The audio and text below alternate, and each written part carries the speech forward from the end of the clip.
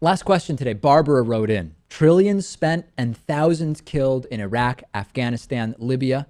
Recent increase of U.S. troops by the President of the United States.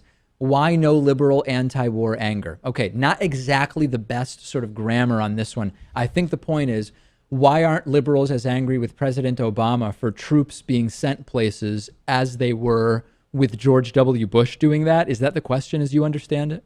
Well, in defense of their grammar, this was a tweet. But okay, that's fine. Maybe the question is, why are liberals not in a perpetual state of anger and maybe just anger about the wars and the money, and it's still happening? I think there's two answers. Well, yeah, I would say there's multiple answers. One of them is that this has been going on for so long.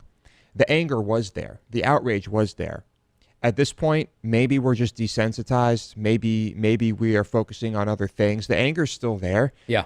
But we're kind of numb. I think the numbness and just when things go on for long enough, they become the new normal and the baseline. That's number one. That's not an excuse. Number two, a lot of the troops that are currently engaged in the countries that Barbara lists are engaged because of decisions that were made by George W. Bush and his administration. And we've talked about the idea that you can't just get every single troop out. I mean, you could, but would it be morally and ethically defensible? At a certain point, probably.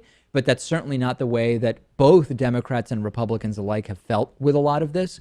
And number three, President Obama, Rachel, has drastically reduced our level of engagement in a lot of these places. So, yeah, you can be mad that some troops are still there and that there have been small increases. But at the same time, you have to be happy to some degree that the number of troops have been drastically reduced, don't you?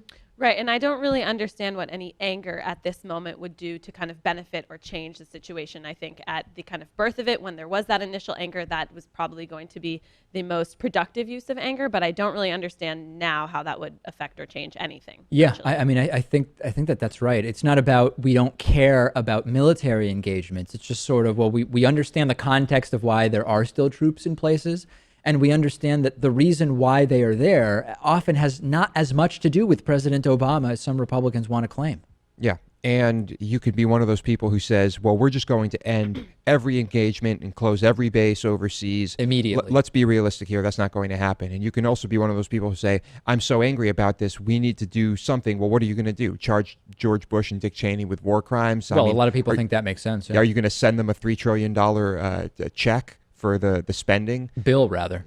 Bill, yeah. How are you gonna do that? They'd love the check, I'm sure, but really a bill right, is what the they deserve. bill makes more sense. Great questions today from Karina, Rafi, and Barbara. Keep them coming. We'll answer 3 more next week.